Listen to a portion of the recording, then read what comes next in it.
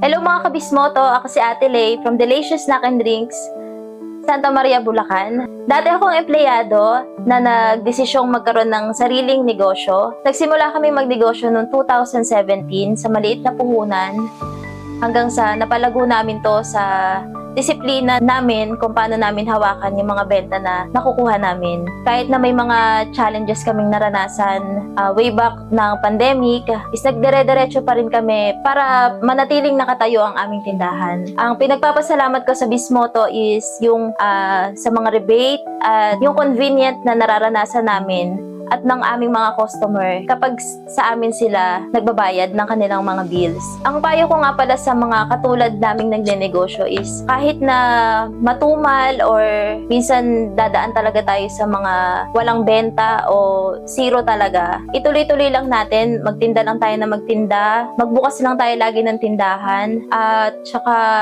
disiplina sa nahahawakan nating pera, malaki man o maliit yung kitain natin. Kailangan nating maiayos yung budget natin kung paano natin paghihiwalayin yung pansarili nating kailangan at yung kailangan ng ating negosyo para magtuloy-tuloy po yung negosyo natin.